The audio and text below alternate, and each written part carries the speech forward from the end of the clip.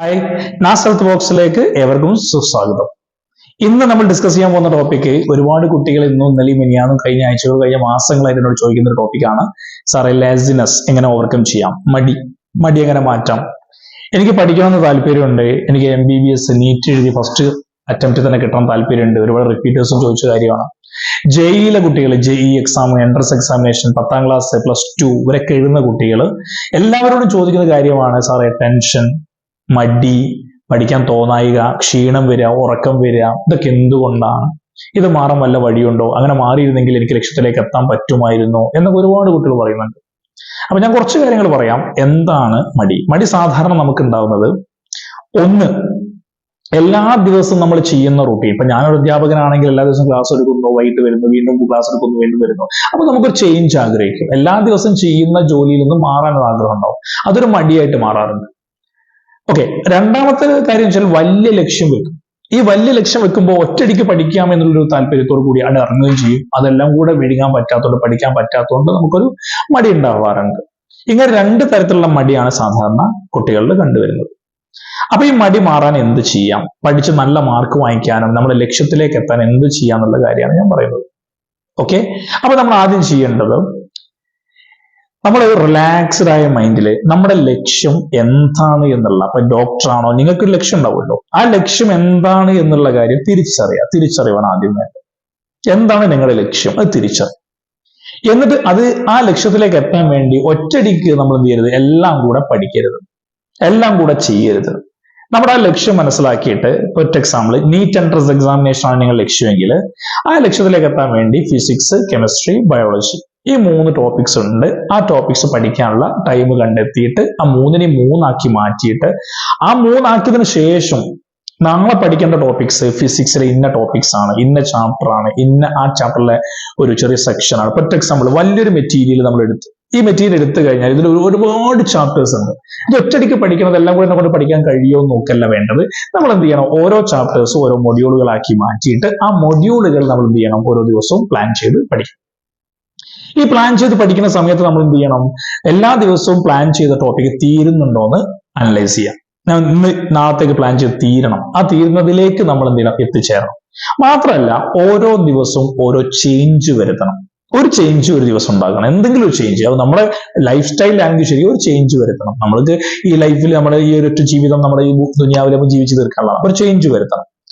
എന്ത് ചെയ്ത്, ഇപ്പൊ നിങ്ങൾ പഠിക്കുന്ന കുട്ടികളാണെങ്കിൽ എന്ത് ചെയ്യണം? എല്ലാ ദിവസവും 5 ചാപ്റ്ററാണ് പഠിക്കാൻ തീരുമാനിച്ചതെങ്കിൽ എന്ത് ചെയ്യണം? ഒരു ദിവസം നമ്മൾ എക്സ്ട്രാ ഒരു ടോപ്പിക് കൂടെ, ഒരു ചാപ്റ്റർ കൂടെ പഠിക്കാൻ ശ്രമിക്കുക, ചേഞ്ച് വരുത്തുക. അപ്പൊ ആ ചേഞ്ച് പെട്ടെന്ന് റിസൾട്ട് കാണിക്കൊന്നുമില്ല, അൾട്ടിമേറ്റ് റിസൾട്ട് ഒന്നും ഉണ്ടാവില്ല. അപ്പൊ നമ്മൾ എന്ത് ചെയ്യണം? ആ ചേഞ്ച് വരുത്തി അവസാനത്തിൽ ഓരോ ദിവസവും വരുത്തുന്ന ചേഞ്ച് അവസാനത്തിൽ നല്ല റിസൾട്ടിലേക്ക് നമുക്ക് എത്താൻ പറ്റും. ഓക്കെ, അപ്പൊ അതുപോലെ തന്നെ ഈ വിജയിച്ച ആളുകൾ ഒരുപാട് കാര്യങ്ങൾ ഇപ്പം യൂട്യൂബിൽ കാണാറുണ്ട്. 2-3 വർഷം കൊണ്ട് വലിയ ആളുകളായി എന്നൊക്കെ പറയുമ്പോൾ, ഈ വലിയ ആളുകളാകുമ്പോൾ അതിന്റെ പിന്നിലും കുറേ പ്രയാസങ്ങൾ അവർ നേരിട്ടുണ്ടാവും. ഓക്കെ, സ്ട്രഗിൾ ചെയ്തിട്ടുണ്ട്. അപ്പൊ ഒരുപാട് സ്ട്രഗിളും അതുപോലെ തന്നെ ഹാർഡ് വർക്കും അവരുടെ വർക്കും എല്ലാത്തിന്റെ റിസൾട്ട് തന്നെയാണ് വിജയം. അല്ല, ഒറ്റയടിക്കൊന്നും ആരും വെറുതെ വിജയിക്കില്ല. അപ്പൊ ആ ഹാർഡ് വർക്ക് എന്താണെന്ന് മനസ്സിലാക്കുക. അതുപോലെ തോറ്റവരുടെ നമ്മൾ പഠിക്കണം. ജയിച്ചവരുടെ കഥ മാത്രം നോക്കിയാൽ പോരാ, തോറ്റവരുടെ കഥ നമ്മൾ പഠിക്കണം. തോറ്റവർ എന്തുകൊണ്ട് തോറ്റു? ആ തോറ്റ ക്വസ്റ്റ്യൻസ് എന്താണ്? എങ്ങനെയാണ് അവർ ലൈഫിൽ തോറ്റത്? ജീവിതത്തിൽ തോറ്റത് എങ്ങനെയാണ്? അതുപോലെ തന്നെ പഠനത്തിൽ തോറ്റെന്താണ്? ആ തോൽവി സമ്മതിക്കുകയും ആ തോൽവി എന്താണെന്ന് മനസ്സിലാക്കുകയും അത് ഓരോ ദിവസം തിരുത്തുകയും ചെയ്തു കഴിഞ്ഞാൽ നമുക്ക് ലക്ഷ്യത്തിലേക്ക് എത്താൻ പറ്റുകയും ലക്ഷ്യത്തിലേക്ക് എത്താൻ പോകുന്ന ഇതിൽ മടി മാറുകയും ചെയ്യും. ഓക്കെ, പിന്നെ നമ്മൾ ശ്രദ്ധിക്കേണ്ട കാര്യം, മടി മാറാനും പഠിക്കാനുള്ള ടെൻഡൻസിയും ഇൻട്രസ്റ്റും വരണമെങ്കിൽ നമ്മൾ ചെയ്യേണ്ടത് നമ്മുടെ ഭക്ഷണമാണ്. അത് പ്രത്യേകം പറയണം. ഏതൊരു മേഖലയിലും പഠിക്കാൻ നമുക്ക് താല്പര്യം ഉണ്ടാവണമെങ്കിൽ ഭക്ഷണം വളരെ കൃത്യമായിട്ട് ഒരു റോൾ ഉണ്ട് ഭക്ഷണത്തിന്, ന്യൂട്രിയൻസിന്. നമ്മൾ കഴിക്കുന്ന ഭക്ഷണം നല്ല ന്യൂട്രിയൻസ് ഉള്ള ഭക്ഷണം ആയിരിക്കണം. എന്തെങ്കിലും വാരി വലിച്ച് കഴിക്കരുത്. ഇപ്പൊ നിങ്ങൾക്കറിയാം, കേരള സംസ്ഥാനത്ത് ഒരുപാട് കുട്ടികൾ നീറ്റ് എൻട്രൻസ് എക്സാമിനേഷൻ JEE എഴുതി കഴിഞ്ഞാലും മറ്റുള്ള സംസ്ഥാനക്കാർക്കാണ് കൂടുതൽ റാങ്ക് വീഴുന്നത്. അതിന് കാരണം എന്താണെന്ന് ചോദിച്ചു കഴിഞ്ഞാൽ, നമ്മുടെ കേരളത്തിലുള്ള കുട്ടികൾ ഒരുപാട് കാർബോഹൈഡ്രേറ്റ് കൺസ്യൂം ചെയ്യുന്നുണ്ട് ഭക്ഷണത്തിൽ കൂടെ. അപ്പൊ ഭക്ഷണം കഴിക്കുമ്പോൾ കാർബോഹൈഡ്രേറ്റ് കൂടുതൽ കൺസ്യൂം ചെയ്താൽ എന്താ വിഷയം? കാർബോഹൈഡ്രേറ്റ്, ഗ്ലൂക്കോസ് കൺസ്യൂം ചെയ്ത് കഴിഞ്ഞാൽ നമ്മുടെ ബോഡിയിൽ എന്താ സംഭവിക്കുക? ഈ ഒറാക്സിൻ A, അതുപോലെ ഡോപ്പാമിൻ, ന്യൂറോ ട്രാൻസ്മിറ്റേഴ്സ് ആയ സെറാറ്റോണിൻ, ഇങ്ങനത്തെ ഈ ന്യൂറോ ട്രാൻസ്മിറ്റേഴ്സും ഒറാക്സിൻ A എന്ന് പറഞ്ഞ കെമിക്കലൊക്കെ പ്രൊഡ്യൂസ് ചെയ്യാൻ നമ്മുടെ ബോഡിയിൽ കാർബോഹൈഡ്രേറ്റ് ഉണ്ടാവരുത്. കാർബോഹൈഡ്രേറ്റ് കുറയണം. കാർബോഹൈഡ്രേറ്റ് കുറഞ്ഞാലേ ഈ ഒറാക്സിൻ A പ്രൊഡ്യൂസ് ചെയ്യുള്ളൂ. ഓക്കെ, അപ്പൊ പ്രോട്ടീൻ നന്നായി കഴിക്കുക, ഭക്ഷണത്തിൽ പ്രോട്ടീൻ നന്നായി കഴിക്കുക. ഓക്കെ, ഓവറായിട്ട് കഴിച്ചു കഴിഞ്ഞാലും ഈ പ്രോട്ടീന്റെ പ്രൊഡക്ഷൻ നമ്മുടെ ബോഡിയിൽ കുറയും. അപ്പൊ ഈ പ്രോട്ടീൻ ബോഡിയിൽ കൂടുതലായി കഴിഞ്ഞാലാണ് ഒറാക്സിൻ പ്രൊഡ്യൂസ് ചെയ്യുക. ഒറാക്സിൻ പ്രൊഡ്യൂസ് ചെയ്ത് കഴിഞ്ഞാൽ, ഒറാക്സിനെ പ്രൊഡ്യൂസ് ചെയ്ത് കഴിഞ്ഞാൽ നമ്മുടെ ബോഡിയിൽ അലേർട്ട്നെസ് വരും. അലേർട്ട്നെസ് വരുന്ന സമയത്ത് നമുക്ക് പഠിക്കാനുള്ള ഇൻട്രസ്റ്റ് കൂടുന്നതാണ് എന്റെ ലൈഫിൽ എനിക്ക് മനസ്സിലായ കാര്യം. ഓക്കെ, ആ പ്രോട്ടീൻ അടങ്ങിയ ഭക്ഷണം കഴിക്കാൻ ശ്രമിക്കുക, കാർബോഹൈഡ്രേറ്റ് മാക്സിമം ഒഴിവാക്കുക. ഓക്കെ, പിന്നെ രണ്ടാമത്തെ കാര്യം, ഓവർ ഈറ്റ് ചെയ്യുന്ന ഒരുപാട് കുട്ടികൾ നന്നായി കഴിക്കുക, അമിതമായി കഴിക്കരുത്. നമ്മൾ കുറച്ച് ഭക്ഷണം, ന്യൂട്രിയൻസ് ആയ ഭക്ഷണങ്ങൾ മാത്രം പതുക്കെ കഴിക്കുക. ഓക്കെ, ഇപ്പൊ നിങ്ങൾ രാവിലെ തന്നെ കുറെ ഭക്ഷണം കഴിച്ചു, ഉച്ചക്കും കുറെ കഴിച്ചു, വാരി വലിച്ച് വയറ് നിറച്ച് കഴിച്ചു കഴിഞ്ഞാൽ നമ്മുടെ ബോഡിയിൽ എനർജി മുഴുവൻ ആ ഫുഡിനെ ഡൈജസ്റ്റ് ചെയ്യാൻ തന്നെ പറ്റുള്ളൂ. അതിന് വേണ്ടി വരും നമ്മുടെ എനർജി. അപ്പൊ നമ്മുടെ എനർജി അങ്ങനെ ഡൈജസ്റ്റ് ചെയ്യാൻ വേണ്ടി ഉപയോഗിക്കാനുള്ളതല്ല, നമ്മുടെ ബോഡിയിൽ പഠനത്തിന്, നമ്മൾ ഐക്യു, അതുപോലെ തന്നെ നമ്മൾ ചിന്തിക്കാനൊക്കെ വേണ്ടി ഉപയോഗിക്കാനുള്ളതാണ്. അപ്പൊ അതിനനുസരിച്ച് കുറഞ്ഞ ഭക്ഷണം കഴിക്കുക, ബേക്കറി മാക്സിമം ഒഴിവാക്കുക. കാരണം അതുപോലെ തന്നെ ഈ വെള്ള റൈസ്, ഓക്കെ, ചോറ് ഭക്ഷണം, അരി ഭക്ഷണം, അതുപോലെ തന്നെ ഉണ്ടാക്കിയ വെള്ളപ്പോ, അതുപോലെ അപ്പോ, പത്തിരിയോ അങ്ങനത്തെ ഐറ്റംസ് ഒക്കെ മാക്സിമം കുറയ്ക്കുക. ന്യൂട്രിയൻസ് ആയ ഭക്ഷണങ്ങൾ, പയറുവർഗ്ഗങ്ങൾ മാക്സിമം കൂട്ടുക. വൈറ്റമിൻസ്, വെജിറ്റബിൾസ്, ഫ്രൂട്ട്സ് ഒക്കെ മാക്സിമം ആഡ് ചെയ്ത് കഴിഞ്ഞാൽ ഒറാക്സിനെ പ്രൊഡ്യൂസ് ചെയ്യും, നമ്മുടെ ബോഡിയിൽ അലേർട്ട്നെസ് കൂടുകയും ചെയ്യും. നന്നായി വെള്ളം കുടിക്കുകയും ചെയ്യാം. ഓക്കെ, ഇത്രയും കാര്യങ്ങൾ, ഭക്ഷണത്തിന്റെ കാര്യം ശ്രദ്ധിക്കണം. വാരി വലിച്ച് കഴിക്കരുത്. ബേക്കറി ഐറ്റംസ്, പെപ്സി, കോള, ഐസ്ക്രീംസ്, അതുപോലെ ഇങ്ങനത്തെ ഐറ്റംസ് ഒന്നും നമ്മുടെ ബോഡി കാർബോഹൈഡ്രേറ്റ് പ്രൊഡ്യൂസ് ചെയ്യുന്ന, അതുപോലെ തന്നെ ഗ്ലൂക്കോസ് പ്രൊഡ്യൂസ് ചെയ്യുന്ന ഭക്ഷണം മാക്സിമം കുറയ്ക്കും. ഓക്കെ, പിന്നെ നമ്മൾ ചെയ്യേണ്ടത് ഉറക്കത്തിനെ കുറിച്ചാണ്. റെസ്റ്റ്, ഉറക്കം. നമ്മൾ ഒരു ദിവസം 6.5 മണിക്കൂർ മിനിമം ഉറങ്ങാം, ഒരു കുഴപ്പമില്ല. 6.5 മണിക്കൂർ ധൈര്യമായിട്ട് ഉറങ്ങിക്കോളും. ഓക്കെ, ഉറങ്ങിയതിനു ശേഷമുണ്ട് നമ്മുടെ ബോഡി, നമ്മുടെ ലൈഫിൽ ഒരു 18 മണിക്കൂർ നമുക്ക് പഠിക്കാനായിട്ട്. 6.5 മണിക്കൂറിന് ശേഷം 24 മണിക്കൂറാണല്ലോ ഒരു ദിവസം. അതിൽ 6.5 പോയി കഴിഞ്ഞാൽ ബാക്കിയുള്ള സമയമൊക്കെ പഠിക്കാൻ ഉപയോഗിക്കാം. ഈ സമയത്ത് നമ്മൾ എന്ത് ചെയ്യണം വെച്ചാൽ, ഈ 6.5 മണിക്കൂർ പഠിച്ച് ഉറങ്ങിയതിന് ശേഷം നമ്മൾ രാവിലെ നേരത്തെ എഴുന്നേൽക്കുക. ഓക്കെ, നേരത്തെ എഴുന്നേറ്റ് 5 മണി 6 മണി സമയത്ത്, അല്ലെങ്കിൽ അതിന് മുന്നേ തന്നെ എഴുതാൻ പറ്റുമെങ്കിൽ അത് അത്ര നല്ലതാണ്. നേരത്തെ എഴുന്നേൽക്കുന്നു, പഠിക്കാൻ ക്ലീൻ ആയതിനു ശേഷം പഠിക്കാൻ ശ്രമിക്കുന്നു. അത് കഴിഞ്ഞ് ബ്രേക്ക്ഫാസ്റ്റ് 8-9 മണിക്ക് ബ്രേക്ക്ഫാസ്റ്റ് കഴിക്കുന്നു. മാക്സിമം നമ്മുടെ ബോഡിയിൽ ഒരു ഫാസ്റ്റിംഗ് കിട്ടണം. അതായത് ബ്രേക്ക്ഫാസ്റ്റ് കഴിച്ച് ഉച്ച വരെയുള്ള സമയത്ത് 5 മണിക്കൂർ നമ്മുടെ സ്റ്റൊമക്ക് കാലിയായിരിക്കണം. അതുപോലെ തന്നെ 5 മണിക്ക് കഴിച്ചാൽ പിന്നെ വൈകുന്നേരങ്ങൾ കഴിക്കുന്നു. അതുപോലെ 7 മണിക്ക് നമ്മൾ തന്നെ എന്ത് ചെയ്യണം, രാത്രിയത്തെ ഭക്ഷണം കഴിച്ച് കിടക്കല്ല 7 മണിക്ക് ഭക്ഷണം കഴിച്ച് നമ്മൾ ഫാസ്റ്റിംഗ് കൊടുക്കുക. അപ്പൊ നമ്മുടെ ബോഡിയിൽ എന്ത് ചെയ്യും, കൂടുതൽ പ്രോട്ടീൻസ് പ്രൊഡ്യൂസ് ചെയ്യും. നമ്മുടെ ബോഡിയിൽ കൂടുതലായിട്ട് ഒറാക്സിനെ പ്രൊഡ്യൂസ് ചെയ്യാൻ ചാൻസ് കൂടും. അപ്പൊ നമ്മുടെ ബോഡി അലേർട്ട്നെസ് കൂടും. അങ്ങനെ നമ്മൾ ലൈഫ് റൂട്ടീൻ മാറ്റുക. ഭക്ഷണത്തിന്റെ ടൈമിങ്ങും ഭക്ഷണത്തിന്റെ ക്വാണ്ടിറ്റിയും ക്വാളിറ്റിയും നമ്മൾ നോക്കി കഴിക്കുക. ഭക്ഷണത്തിന് നല്ല റോൾ ഉണ്ട് പഠനകാര്യത്തിൽ.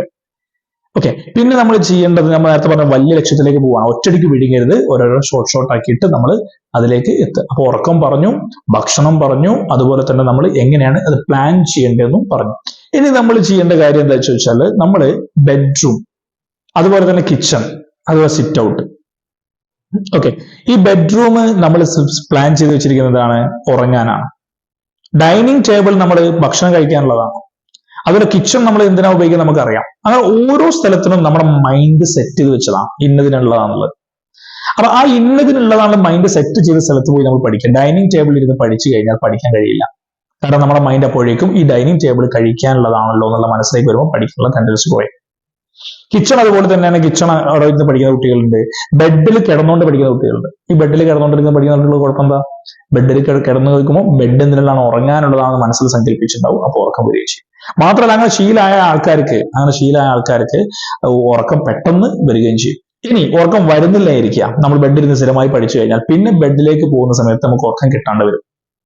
അപ്പൊ ഓരോന്നും സെറ്റ് ചെയ്ത സ്ഥലത്ത് തന്നെ നമ്മൾ പഠിക്കാനായിട്ട് വ്യത്യസ്തമായ സ്ഥലം സെലക്ട് ചെയ്യുക, അവിടെ ഇരുന്ന് പഠിക്കാൻ ശ്രമിക്കുക. പിന്നെ രാവിലെ അലാറം വെക്കുന്ന സമയത്ത് നമ്മൾ 5 മണിക്കോ 4 മണിക്ക് എഴുന്നേക്കാൻ വേണ്ടി അലാറം വെച്ച് കഴിഞ്ഞാൽ, ഈ 5 മണിക്ക് അലാറം അടിക്കുമ്പോൾ ചില കുട്ടികൾക്കുണ്ട് ഈ 5 മണിക്ക് കുറച്ചുകൂടി കഴിഞ്ഞ് എഴുന്നേക്കാം, കുറച്ചുകൂടി 1/2 മണിക്കൂർ ഉറങ്ങാമെന്ന് വിചാരിക്കുക. അങ്ങനെ ഒരിക്കലും ഉണ്ടാവരുത്. Let us start. നമ്മൾ ഒരു ലക്ഷ്യത്തിലേക്ക് പോകാൻ വേണ്ടി നമ്മൾ പ്ലാൻ ചെയ്ത് കഴിഞ്ഞാൽ 1-ാം തീയതി ആവട്ടെ, 2-ാം തീയതി ആവട്ടെ, 3-ാം തീയതി ആവട്ടെ, ഞായറാഴ്ച മുതൽ പഠിക്കാം, അങ്ങനെയല്ല. നമ്മൾ എപ്പോഴാണോ പ്ലാൻ ചെയ്ത് ആ പ്ലാൻ ചെയ്ത സമയം മുതൽ സ്റ്റാർട്ട് ചെയ്യാം. ഓക്കെ, ആ സ്റ്റാർട്ടിങ് നമ്മൾ ആ സമയത്ത് തന്നെ തുടങ്ങണം. അല്ലാതെ ഇന്ന ഡേറ്റ് നമ്മൾ കണ്ടുവെക്കരുത്, ഇങ്ങനെ ഫിക്സഡ് ഡേറ്റ് നമ്മൾ കണ്ടുവെക്കരുത്. ഓക്കെ, അങ്ങനെ കണ്ടുവെക്കാതെ നമ്മൾ മുന്നോട്ട് പ്ലാൻ ചെയ്ത് പെട്ടെന്ന് നമ്മൾ പറഞ്ഞ സെറ്റിങ്സോട് കൂടി തന്നെ മുന്നോട്ട് പോയി കഴിഞ്ഞാൽ മടി ഒരു വിധം നമുക്ക് മാറ്റിയെടുക്കാൻ പറ്റും. പിന്നെ ഇൻസ്പിറേഷൻസ്, നല്ല നല്ല ആൾക്കാർ തന്നെ ഇൻസ്പിറേഷൻ സ്വീകരിക്കാം, ഇനി വേണ്ടാത്താണെങ്കിൽ ഒഴിവാക്കുകയും ചെയ്യാം. ഓക്കെ, അപ്പൊ വിജയിച്ച ആളുകളും അതുപോലെ തോൽവിയുള്ള ആളുകളിൽ നിന്ന് ഒരുപാട് നമുക്ക് പഠിക്കാണ്ട്, അങ്ങനെ നമ്മൾ പഠിച്ച് മുന്നോട്ട് പോവുകയും ചെയ്യാം. അപ്പൊ ഭക്ഷണ കാര്യം ശ്രദ്ധിക്കണം, ഉറക്ക കാര്യം ശ്രദ്ധിക്കണം. അതുപോലെ തന്നെ ഭക്ഷണത്തിൽ ന്യൂട്രിയൻസ് കുറഞ്ഞു കഴിഞ്ഞാൽ ഹീമോഗ്ലോബിൻ കുറയും. ഹീമോഗ്ലോബിൻ കുറഞ്ഞു കഴിഞ്ഞാൽ വീണ്ടും ക്ഷീണം കൂടുകയും ചെയ്യും. അപ്പൊ എപ്പോഴും നമ്മൾ എല്ലാ ന്യൂട്രിയൻസും കിട്ടുന്ന രൂപത്തിൽ ഭക്ഷണം കിട്ടുന്നുണ്ടോ കഴിക്കുന്നുണ്ടോ ശ്രദ്ധിക്കുക. അത് കൺസ്യൂം ചെയ്യുമ്പോൾ കാർബോഹൈഡ്രേറ്റ് മാക്സിമം കുറച്ച് പ്രോട്ടീൻ കൂടുതലുള്ള ഭക്ഷണം കഴിക്കാൻ ശ്രമിക്കുക. അങ്ങനെ ആയിക്കഴിഞ്ഞാൽ തന്നെ നമുക്ക് പഠിക്കാനുള്ള ടെൻഡൻസി കൂടി വരും, മടി മാക്സിമം മാറുകയും ചെയ്യും.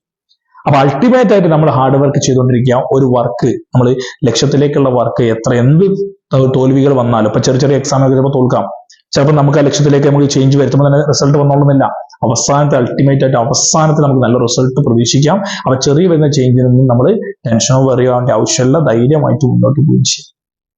ഓക്കെ, ഇനിയും മടി മാറാൻ ഒരുപാട് കാര്യങ്ങളുണ്ട്. ഈ ചെറിയ വീഡിയോസിൽ നമുക്ക് നിർത്താം. എന്നിട്ട് അടുത്ത വീഡിയോസിലാണ് മടി മാറാനുള്ള നല്ല നല്ല ടിപ്സ് ഞാൻ പറഞ്ഞു തരാം. അപ്പൊ നമ്മൾ ചേഞ്ചുകൾ വരുത്തിക്കൊണ്ടിരിക്കുക ഓരോ ദിവസവും. ഓക്കെ, ഇപ്പൊ ജപ്പാനീസിലൊക്കെ കാണുന്ന പോലെ തന്നെ ഓരോ ദിവസവും ചേഞ്ചുകൾ വരുത്തുമ്പോൾ അതിന്റെ റിസൾട്ട് അവസാനത്തിൽ കാണാം. Okay, thank you for kind watching. അപ്പം അടുത്ത വീഡിയോസിൽ ചേഞ്ചിനെ കുറിച്ച് പറയാം. Thank you.